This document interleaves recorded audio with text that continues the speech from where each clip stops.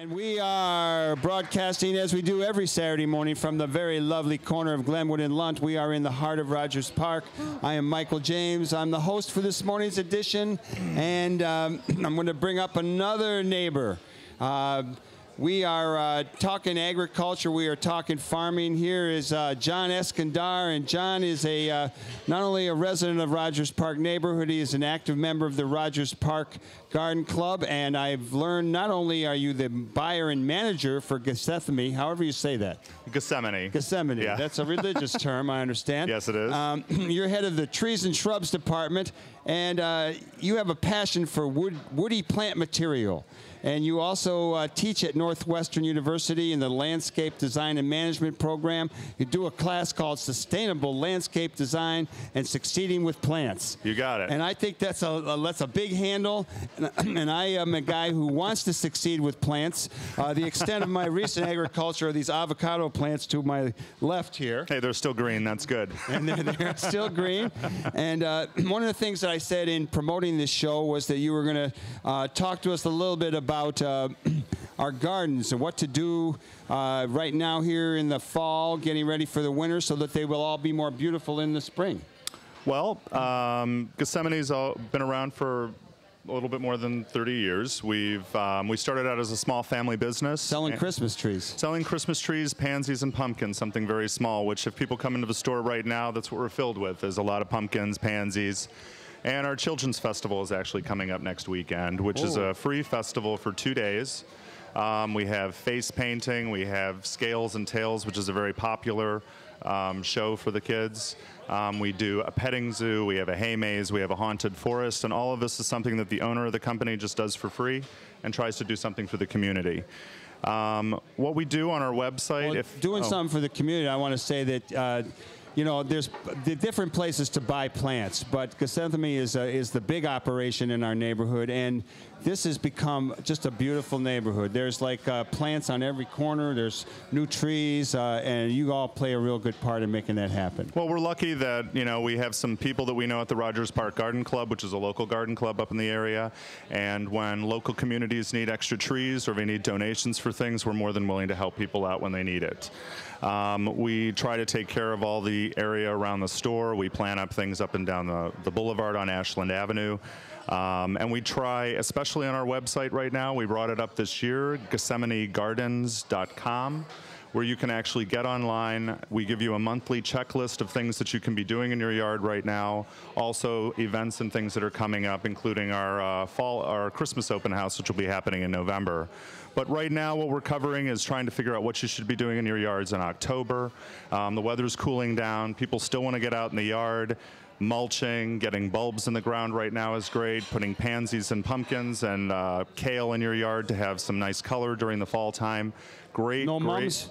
Mums you can put in, definitely, but I'm a big tree and shrub guy, so of course I'm going to promote planting woody plants like Japanese maples, shrubbery, trees. And if you're talking about environment, woody plants ultimately need the least amount of water in the long term, least amount of care as far as fertilizer, so they become self-sustaining and self-supporting. All right, let's start with mulching. Tell people who may or may not know about that, the ins and outs of mulching. Ins and outs of mulching are you want to add as much organic material to urban soils as possible, especially being up in Rogers Park. We're near the lake. A lot of the soil is sandy. The soil's become depleted and barren over the years, so adding any type of organic mulch, whether it be shredded leaves that fall from the sky that you keep in your own yard, mulching with hardwood mulch, cypress mulch, some type of organic material to create a blanket during the winter time. It'll keep your bulbs protected if there's something new perennials that you've put in. It'll keep the roots protected during the winter time. It's a nice blanket, but as it deteriorates, it'll help enrich your soil. No, it's not mulch, but in compost, it occurred to me that the city was giving out these little black plastic compost operations. Okay. What's your sense on that? Are they having any effect? Are people using them? I think people are getting a little bit more aware of it. People still like the self-contained units that are tumblers, but we're finding more and more people are trying to find pockets in their yard to do a compost pile. What's the purpose of raking up all your leaves, all of your organic debris, sending it to the dumpster, and then going somewhere and actually buying compost? You can do all of the stuff on site, and people are becoming much more aware about it themselves, which is really great. You know, composting has gotten to be a real deal. I was at the Midwest Organic Farmers Conference up in La Crosse in February, I believe it was, and there's a company at Vermont Compost. I don't know if you know about them, but Heard of them. Okay. They actually said they bring some compost to Chicago.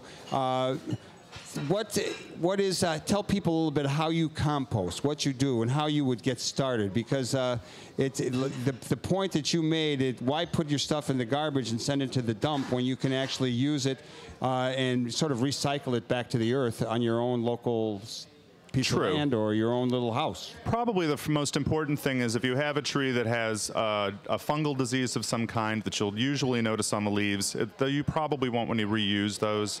But for the most part, you can compost on site where you can actually mulch your leaves, mulch your grass clippings, put them in a mulching mower, and then spread them throughout your whole yard and lightly top dress it with a shredded wood mulch that looks good. It will deteriorate on site without actually having to make a compost bin per se, which most people do not have room for. Or you can actually do a one bin system where you wait for the compost to deteriorate into a time that you can actually use it. If you're a little more advanced, people will actually do a 3 compost system where they have one bin that is ready to go that month, another one they're in the middle of working on, they're adding everything they've done, any of the organic material that comes out of your kitchen that you've used, eggshells, coffee grounds you can get at a local coffee store, any of those things mix in, and then you can have a new one that is all brand new products, so you do have a rotation period through that where you can pick and choose which one you want. John, you teach at Northwestern. Correct. And what do you teach up there? Well, I do have to say first off, Gethsemane has been a wonderful business to work at because the owner's been very good about letting everybody grow and develop there and sort of reach for their stars and goals. Northwestern approached me about 5 years ago to help out with their continuing ed course on allowing people to get an associate certificate in landscape design or horticulture. Their original class was Succeeding with Plants, which is basic plant botany. I've been doing that for 5 years, just to teach people how to get green things to grow. Last year, we felt it was very important to introduce something on sustainability because that's such a catchword right now that we hope does not fade, as it did in the 70s and early 80s, once the crisis was we sort of leveled out again.